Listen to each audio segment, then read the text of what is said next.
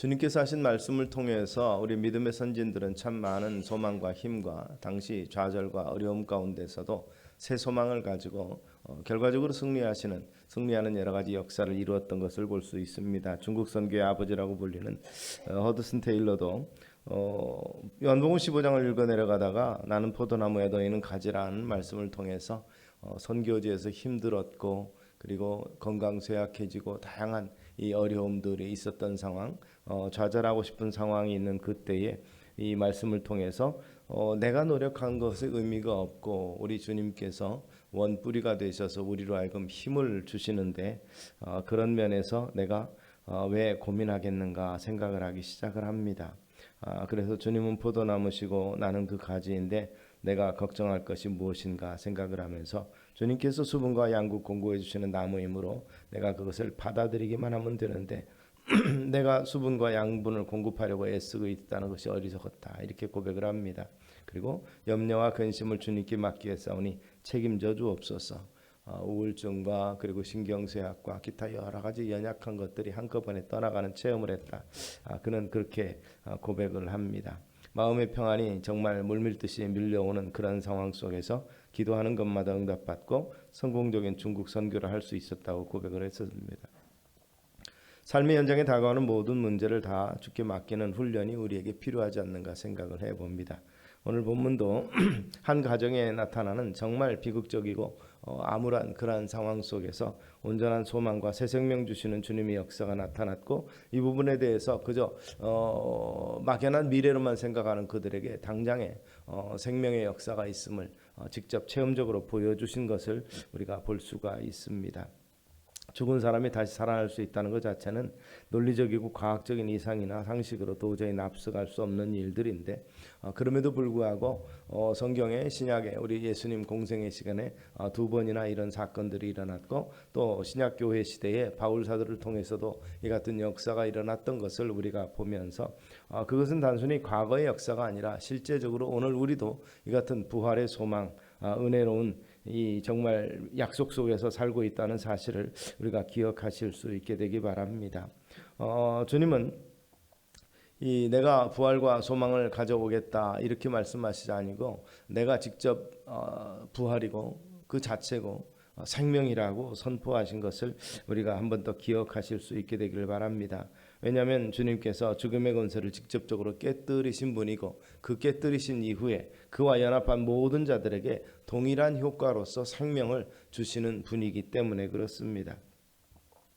이 요한복음 11장에 보면 나사로의 죽음을 다루고 있는데 거기서 이미 죽은 지 나흘이라 이런 표현이 있습니다. 아시는 것처럼 주님께서는 그가 아프고 죽게 되었다는 소식을 듣고도 바로 움직이지 아니하시고 이미 장례 치를 때 이미 치르고 나서 그들이 포기할 그때에 다시 나타나셔서 그들과 함께 하시면서 생명을 주셨던 것을 우리는 봅니다.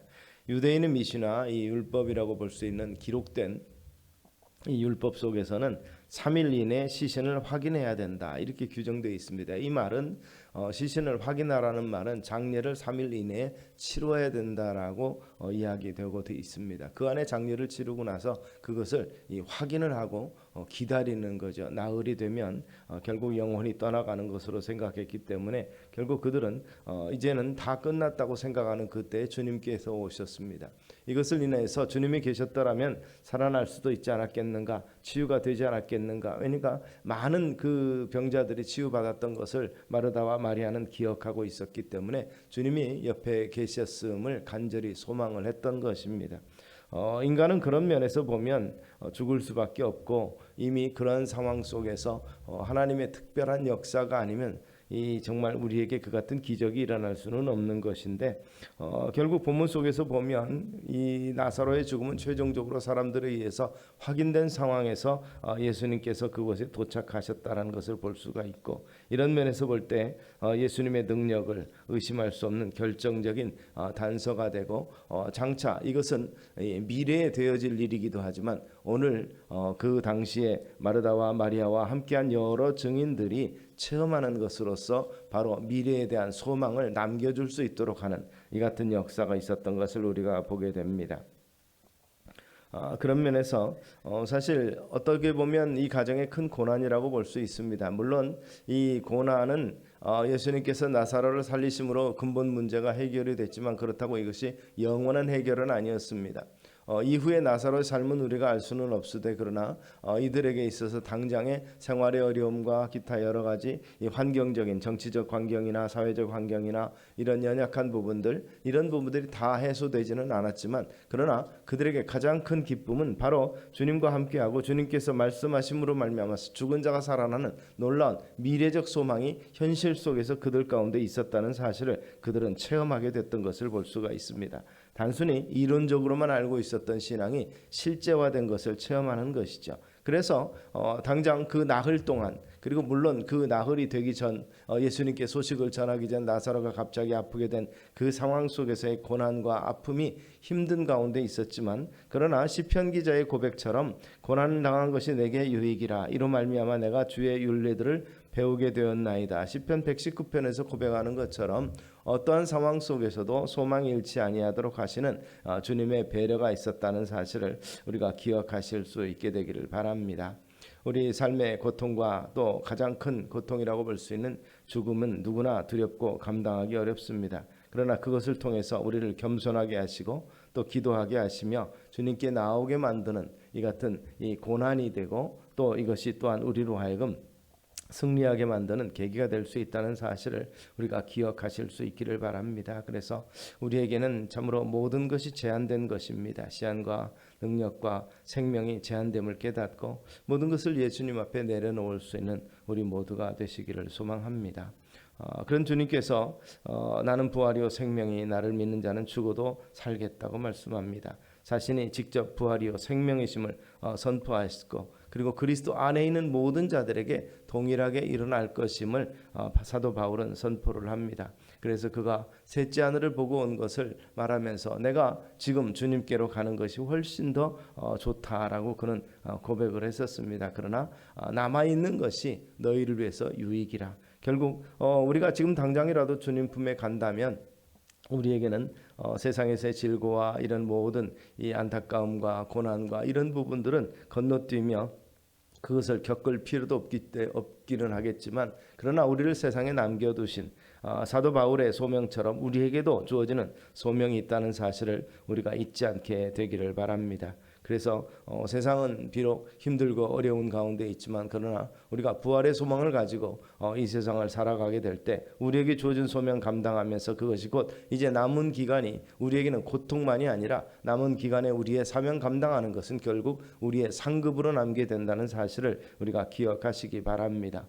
바울이 결국 너희에게 유익이라고 말한 것처럼 그가 살아있으므로 그가 아직 복음 전파함으로 그가 아직 성도들을 위해서 기도하고 교회를 위해서 훈련된 자들을 양육시키면서 복음을 계속해서 전하고 있는 것으로 인해서 오히려 성도들에게 유익이 되는 것 바로 그런 면에서 오늘 우리의 생명 호흡이 있는 것 또한 참으로 교회를 위한 유익이 되고 우리의 주변에 참으로 죽어가는 영혼들과 상처 입은 심령들을 위해서 유익이 되는 부활의 소망을 가지고 살아가시는 우리 성도님들 다 되시기를 주의 이름으로 축원합니다.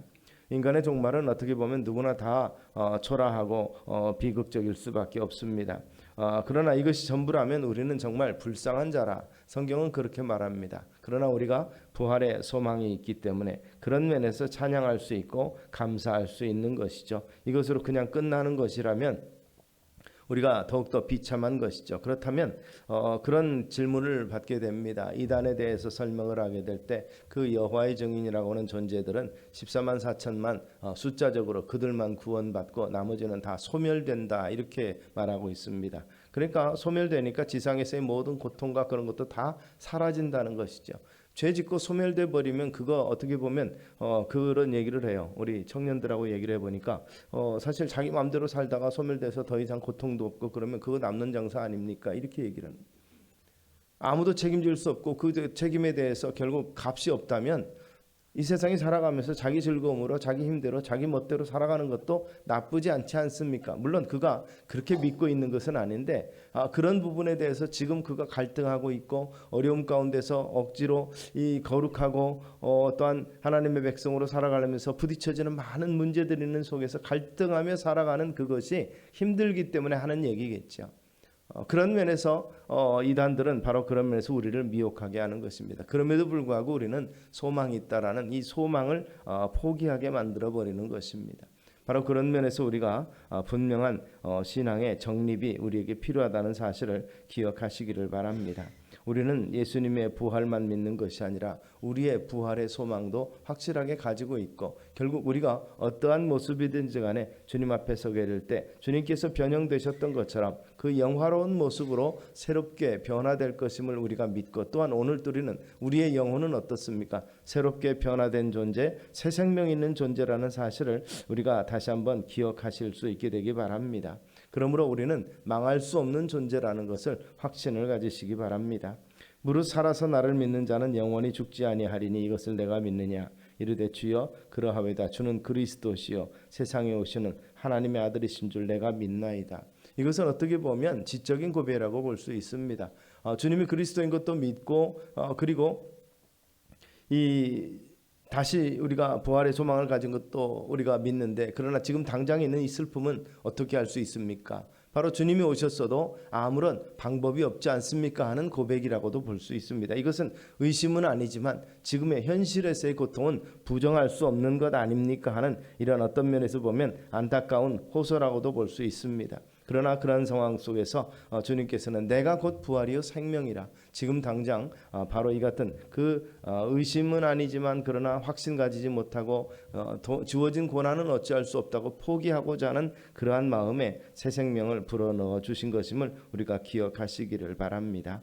구약이 약속하신 메시아시며 하나님의 아들이심을 확실히 믿고 있다고 고백하였지만, 그러나 그 고백이 실제 고백이 되지 못하고 주님이 옆에 있어도 결국 주님과 함께 있으면서도 소망이 없는, 이제는 낭망, 엠마오로 가던 그 제자들과 같이 낙심하고 이제 끝났다라고 생각하는 그에게 다시 새 소망을 주시기 위해서 부활을 체험케 하셨던 것을 기억하시기를 바랍니다.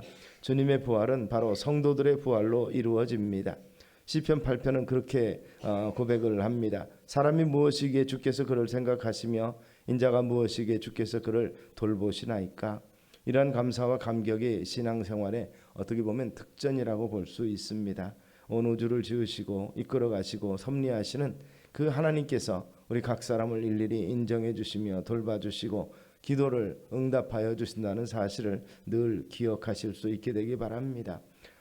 마리아와 이 마르다의 경험은 아주 특별한 것이었습니다. 그러나 그들의 경험을 통해서 좌절하고 낭망할 때 우리 또한 동일하게 이 같은 부활의 소망 가지고 살아갈 수 있다는 신뢰를 우리에게 남겨주시고, 이것을 믿음으로 지킬 수 있도록 우리에게 격려해 주심을 기억하실 수 있게 되길 바랍니다. 성도는 우리 주님의 십자가의 구원과 부활의 영광을 분명히 확신하는 그러한 삶이 있는 자들입니다. 교회는 예수님의 부활을 굳게 믿는 부활의 공동체인 것을 다시 한번 기억하시고, 사탄의 어떤 공격에도 교회와 성도들은 흔들리지 않았던 경험적인 부분에서 또한 우리도 또한 그 같은 소망과 흔들리지 않은 믿음을 가지고 하나님 앞에 나아갈 수 있는 은혜가 우리 속에 있게 되기를 주의 이름으로 축원합니다. 하나님은 은혜를 베풀어 주시고 놀라운 축복으로 우리와 함께 하시며 아시고 인정하십니다. 그리고 부활의 날, 재림의 날, 하나님 앞에 서는 그 순간 생명의 면류관을 통해서 측량할 수 없는 은혜와 영광을 우리에게도 주실 것을 확신하시는 우리 성도님들 다 되시기를 주의 이름으로 축원합니다. 기도하겠습니다. 살아계신 아버지 하나님, 참으로 주님께 충성하는 부활의 증인들로서 부활의 영광으로 참으로 참여하기 위해서 오늘의 고난을 감내하며 또 곤고하고 힘들지라도 포기되어지지 아니하는 믿음을 가지고 나아가는 우리 되게 하옵소서. 예수님 이름으로 기도드리옵나이다. 아멘.